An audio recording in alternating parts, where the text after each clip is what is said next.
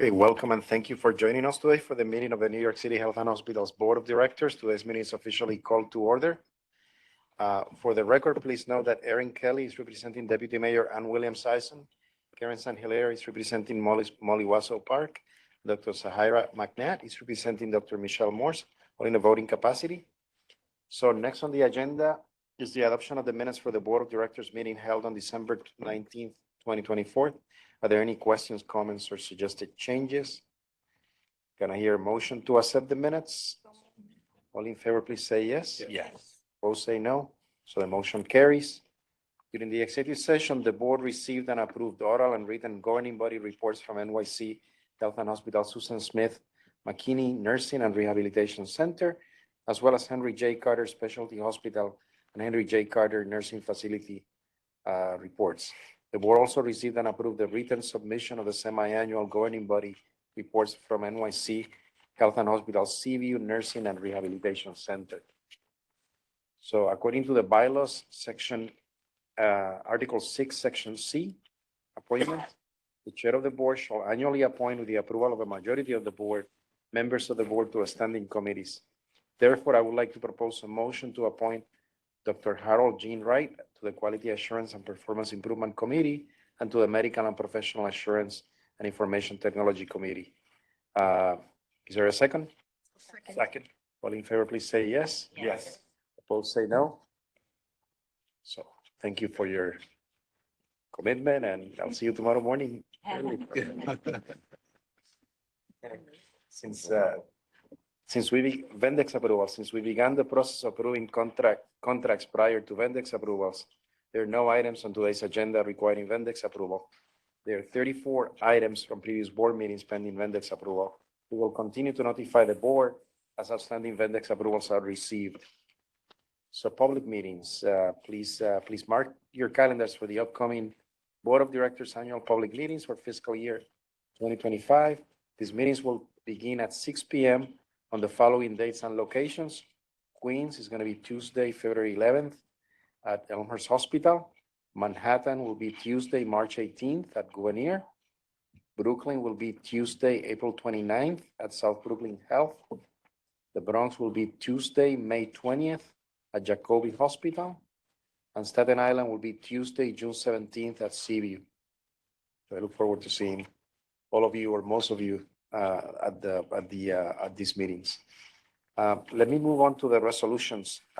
So item number 6 in the agenda, and it's authorizing New York City Health and Hospitals Corporation, the system, to execute a 10-year lease with CFS 800 LLC for approximately 3,750 rentable square feet on the 5th floor at 291 Ellery Street, Brooklyn, to house a women's infant and children program operated by NYC Health and Hospitals Woodhull, with the system holding an option to terminate the proposed lease at the end of the 5th year, and also 2 options to extend the lease for an additional 5 years, each an initial annual rent of $153,000 based on $40.08 rentable square feet, to increase annually at 2.25% for a total rent over the potential 20-year term of $3,911,463, provided, however, no rent shall be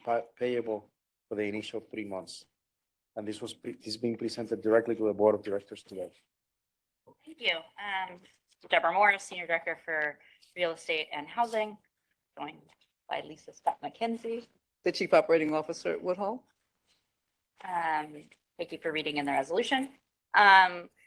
So the Women Infant Children WIC program provides nutrition services to pregnant, breastfeeding, and postpartum women, infants and children less than 5 years of age who are determined to be at nutritional risk and are of low income. This is a federally funded state-run program. H&H has WIC program offices across the city. Some are located on campus. You see the whole list here. Some are located on hospital campuses. Some are located within Gotham clinics, and others are off-site within the communities they serve. Today, we're discussing the WIC program at Woodhull. The New York State Department of Health awarded and funded a WIC program to Woodhull to serve zip codes 11205, 11206, 11211 in 2023. This WIC grant includes a rental allowance to cover the cost of space.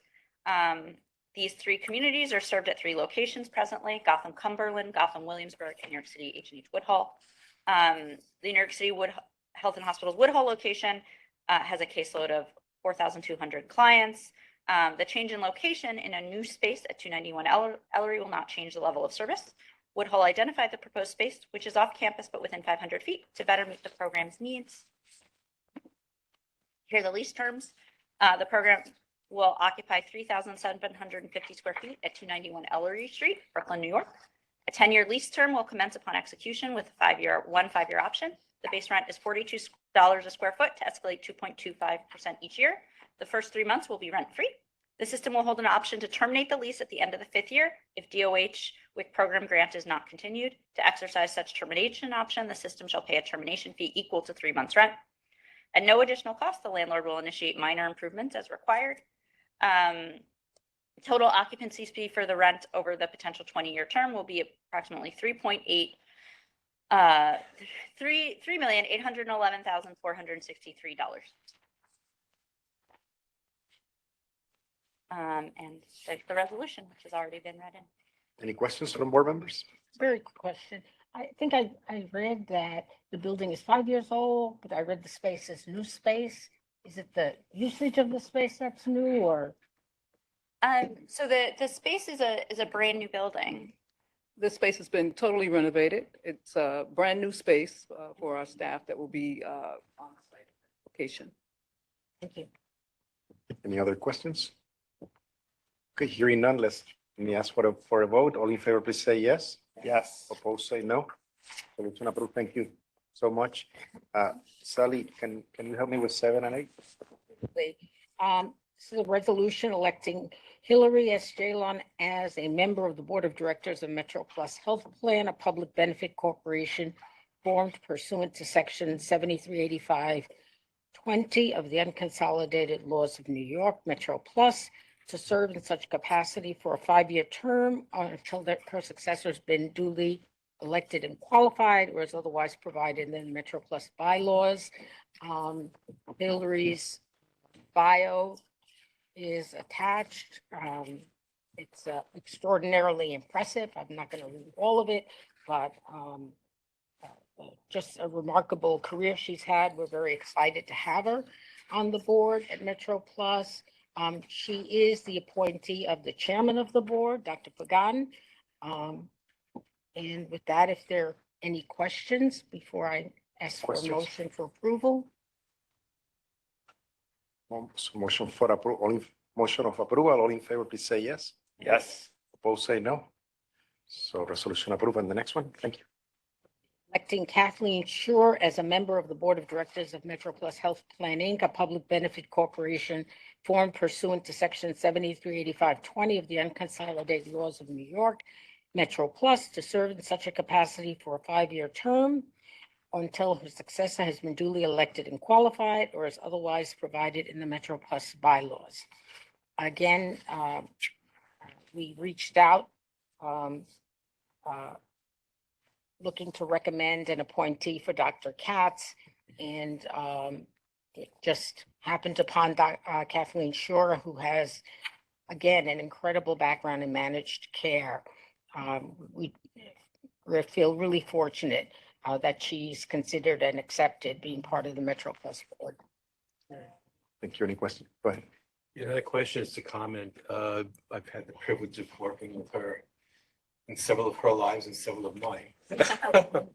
And her body of knowledge and managed care is just amazing. It's impeccable integrity, the way I would describe her. So certainly wholeheartedly would support her. Thanks. Any other questions or comments? Hearing none, let's take it for a vote. All in favor, please say yes. Yes. Opposed, say no. So the resolution approved. Thank you so much, Sal. So next we'll hear from the President's report, Dr. Katz. Great. I'm going to start by asking Calicia to talk about the amazing photos around the room and some of the ones that you saw on the video as part of my strict rule to never take credit for anything that somebody else has done. Calicia, can you talk about the pictures and why they're here and what you're doing on the screens as well during, which we had up earlier? Chris is with me. Okay. This is a team effort with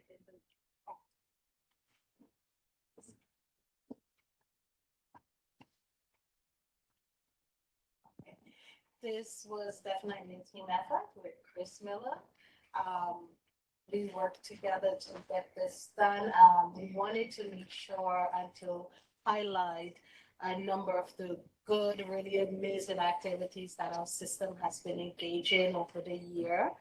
If you look around the room, I think we can see our maternal health in action here at Kings County, and there's number of pictures, not just in our hospitals, but on our show team on the street, our therapeutic dog that's doing amazing work in our rehab center. And there's little placards on the bottom of each picture that would tell you exactly what we're doing. And it's just to highlight the amazing work that Health and Hospital is engaging every single day. The staff is amazing. They're committed. We touch the neediest of the neediest, and we need to send that message, and we need you to see what the work that our staff is doing. And Chris has been amazing, and we work really well. It was really, really hard to pick 5 pictures, and we're going to rotate them, throughout the year. And we want to feature our staff, our patients, and the amazing initiatives that we actually do on the ground. So thank you, Kalicia. Thank you, Dr. Katz. Thank you. Oh, I forgot to mention, Roland is our photographer in communications and marketing. He took probably about, I think, 4 out of the 5 shots, with the exception of that one over there of community care. But we have this amazing photographer on staff who goes to all of our facilities and gets these pictures every day. So thank you so much. Very good. Okay. So while we're talking about great things in health and hospitals, Dr. Michelle Allen, who is here, has been, an amazing force for good in 47 years of service to health and hospitals, which began as a resident training here. And she has returned it by training so many other doctors and residents and recruiting for us. She had a major role during the crack epidemic in getting women especially into care. In the AIDS epidemic, she was part of the historic effort to get the manifestations of AIDS that appeared only in women acknowledged as part of the diagnosis of HIV/AIDS. I, from across the country, remember, when that came forward, although I didn't know Michelle at that time, but I remember how important it was to the recognition of the way that AIDS manifested differently in women. And we are going to miss her. We're going to celebrate her many times, including at the board in March, but we also have a party on March 27th. I know Kalicia has sent out the invitations to all of you. We hope that you come. Her last day will be April 1. So that gives us time to really celebrate her achievements and her and say goodbye and thank her for an amazing career. So Michelle.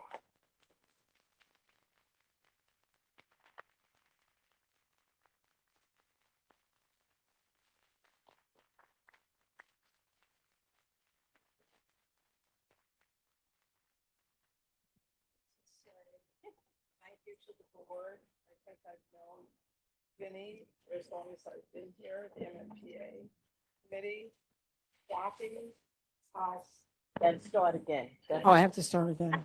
I want to say thank you to the members of the board, especially those who I've known for many years. Dr. Calamia, through MMPA, Sally Pineros, Jackie Adams, all of you around the table. Frida, as always, what is it that you really do? The board has been so supportive. And as I reflect back over the 47 years, and I'm kind of struck because I've been a physician for 50 years. And you remember when you were growing up, people say, I was here before you were born. Oh, we did this, that before. So I'm like curious how many people were born after 1975, and I'm in that position to say I've been practicing medicine for longer than you've been on the planet. But the board has been wonderful. My career has been based upon meeting people and connecting with people. My patients have been phenomenal. You have been phenomenal. My colleagues have been phenomenal. Everybody I meet is just so interesting and exciting. And the privilege of being a physician where you can take that deep dive in less than 20 minutes, Mitch. It's been fantastic. And just thank you for all your support, all of you. Thank you.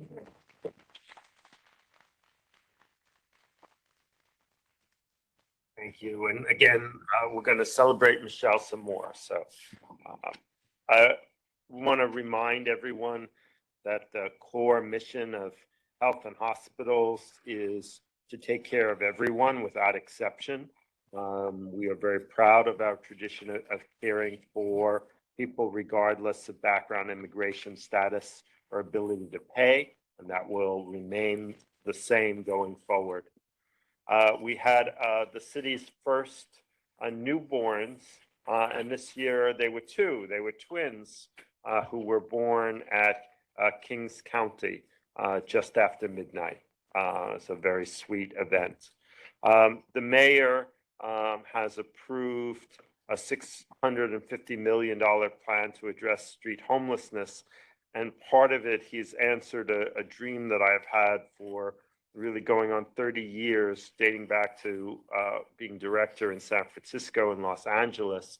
And the specific goal that I've had is the idea that when a person with a serious mental illness is released from an acute psychiatric hospitalization, they need to go to a step down, just as we would step down someone from an intensive care unit. We wouldn't just release them to the street. We would say, oh, you need a step down. And that step down doesn't currently exist in the system. The system, the mental health system, it's not New York, it's the whole country. It's your own health insurance if you look at it. Your own if you're working for city employee or you think you have great insurance, and you go look to see if there's a level of care between your acute psychiatry, which your insurance will pay for, and an outpatient visit, which your insurance will pay for. If you look at your insurance and try to find something in between, it doesn't exist.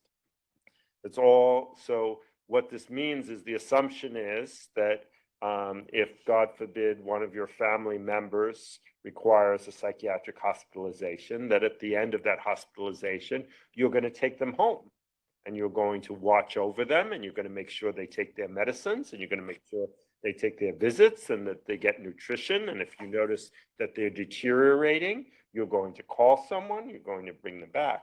So now let's say you don't have that loving family that is going to take you.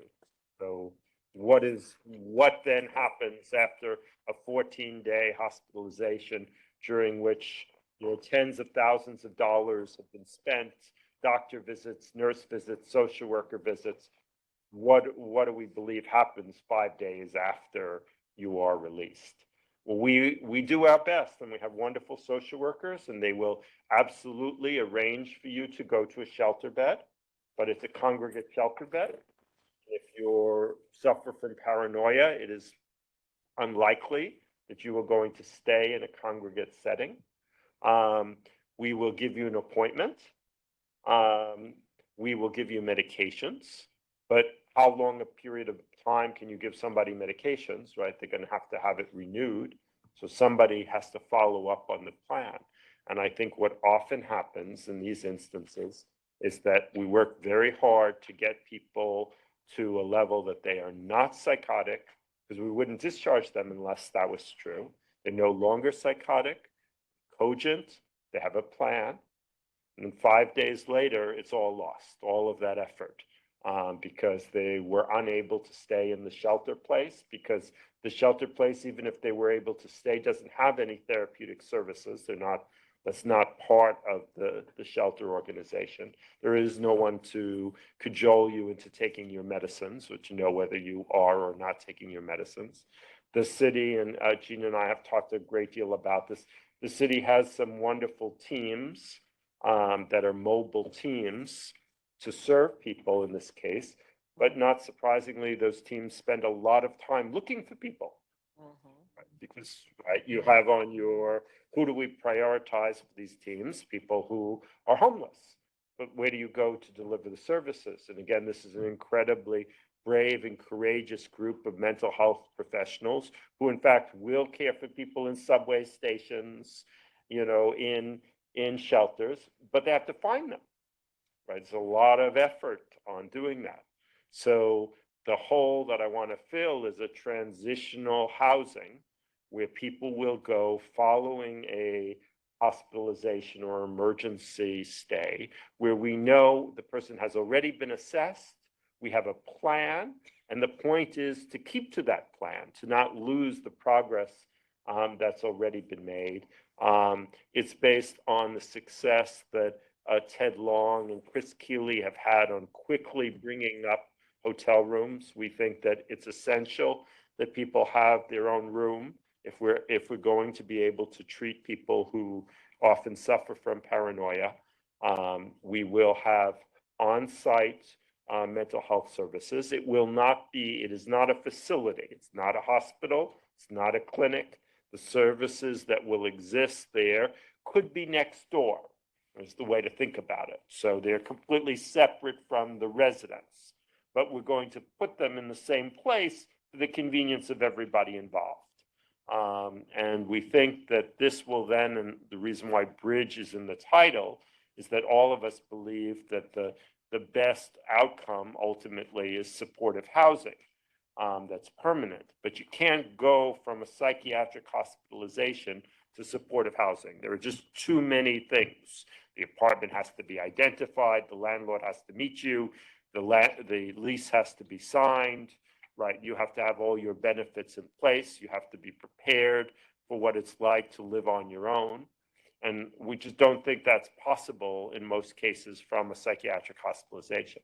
We think if people can get 2 or 3 months of excellent milieu and good food, and taking their medicines, all of this is voluntary. But the important aspect of voluntary, and I've seen this throughout my career, there are people who are good at cajoling people to take their medicines, right? And you don't have to mandate it if you have the right person with the right approach on taking your medicines. And similarly, this is not a locked facility, but if you give people a reason that they should want to stay in the facility, since we're talking about people who don't currently have a home, we're not competing against people who have a wonderful living arrangement, right? We have to find the things that make people want to stay. And so we don't want it to be mandatory. We want it to be it must be a voluntary facility. But we think that we're currently working closely with our sister department on housing, and we're going to identify a likely hotel. We're not intending to do much in the way of renovation, right? Basically, like we've done with some of the Herc hotels, rooms are for the patients, common space we'll put the services, because this is not something we intend to do in 3 years. This is something we intend to do in a few months. It's just going to be identify the hotel, lease the hotel, staff up for the services, and start bringing people from the hospitals. So I think that it could really be a game changer, because while it isn't going to be, and we have to work hard for people to understand it, the program is not to take somebody who is psychotic at the moment on the street and bring them there. A person who is suffering from psychosis needs to go to the hospital, get medicated and treated. But we're going to prevent people from being on the street suffering from psychosis because we're going to interrupt the cycle. We're going to definitively say you were assessed, we have a plan, we know the right medications. That's all been done in the hospital. Our work is to keep that. Our work is to keep that progress. So I think in the end, it's going to make a huge difference. I wanted to report on the overall success of a project that you've heard before, which is how we use virtual express care to redirect 911 calls. And we have prevented 12,000 unnecessary ambulance transfers by getting a doctor on the telephone video with the patient, which is not only good because of there's so much emergency room overcrowding, it's good because it helps with congestion. You don't want ambulances, especially with sirens. There are always a certain number of collisions that occur, right? If we can, figure out what the problem is and come up with another way, that's better. You've likely seen in the newspaper the various reports about avian flu. So far, no person-to-person transmission, but there is always the fear with a virus like this that a genetic change will cause it to jump to human transmission. And our Center for Infectious Disease Control at Bellevue received a federal grant to keep preparedness for avian flu going. We have two new medical officers to announce, Melissa Martin and Lucan Rodriguez as the chief medical officers at Kohler and McKinney, respectively. We continue to have great success with the SIM centers, being invited to do talks. Our women's health coordinator, Dr. Wendy Wilcox, participated with the state health commissioner on preventing maternal mortality. Got a large donation of oral health care from the Kings County civil judges. We heard earlier that McKinney received a large grant from council member Rita Joseph, for which we are very grateful. Woodhall participated in a career day for students to learn more about medical care. We're redoing our branding to focus on care for New York City, no exceptions, as opposed to the prior one, which was live your healthiest life. There's no question that we want people to live their healthiest life. But I think that, and I appreciate what Deb Brown has taught me about it and the work that she's done. The spirit behind live your healthiest life was much more, we're competing with the Kaisers of the world, right? Think about Thrive, right? That was really what they were trying to do. And the care for New York City, no exceptions, I think is much more the spirit that certainly I want to promote, which is what's special about health in hospitals. I don't see us trying to be the same as private hospitals. I don't feel in competition with private hospitals. What I feel is that we are the best people to provide high quality care with excellent access to low income people, especially immigrant populations, people who've been involved in the justice system, people who have transportation challenges, language challenges, financial challenge. We are very good at that. And I'm proud of that. And I like the Care for New York City, no exceptions, because I think it focuses on what is unique about us. Everybody should live their healthiest life. But what we are is a group of people who are really focused on making sure that everybody gets good care regardless of background, immigration, or language. Two of our stars were noted as trailblazers. Dr. McMacken, who has done all of the work around our lifestyle medicine. And Dr. Talia Schwartz, I saw she probably was here earlier. I'm not sure she's still here, but congratulations on having been noted as trailblazers. We got designated at Bellevue as an age-friendly health system, which is a goal for all of us at health and hospitals. We are continuing to play a major role in the care for asylum seekers, but the numbers are decreasing over time, in part because we have been successful in the case management programs and helping people to find their next stop. We ended the site at Floyd Bennett Field, which is good because that was we never hoped that to be a long-term site. So it's much better. We want to focus on the most appropriate sites. Floyd Bennett Field, as I know as a native South Brooklyn person, it's in a very inconvenient spot, right? I mean, it's right before the Gil Hodges Bridge. It's or the end of Flatbush. It's not an easy place to be and to integrate yourself into a job and childcare and right other things. So not to mention that people were being housed in an airplane hangar. Mind you, we did our best to make it a hospitable place, but still, it is what it is. We had a very successful launch for our Healers Heal program, which we also integrate with our arts and medicine program. And we opened up at Gotham our third of 4 wellness centers. We continue to expand our Metro Plus health goal. Sally, thank you.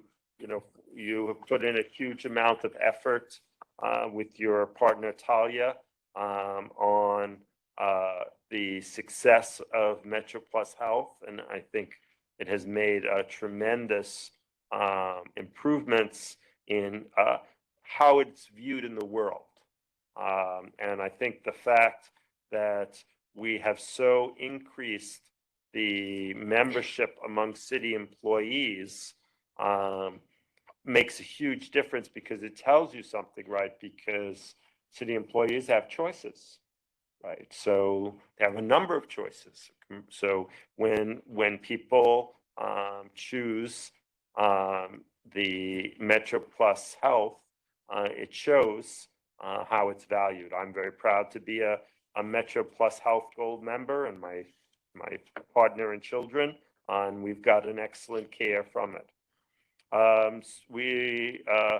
lot going on at the levels of city, state, and federal. I'm not going to go into each of the different areas. We heard the city released its preliminary budget, which is a sort of multi-step process. But we were very happy that the program for the transitional housing for people leaving the hospital was part of it. The state legislature is back in session, and we'll be watching and working closely with them on making sure that there's sufficient dollars for our care. On the federal delegation, we're working closely to make sure that DISH funding is maintained and not cut, and that the Medicaid program is also left whole. Councils of CABS met January 4th for its first meeting.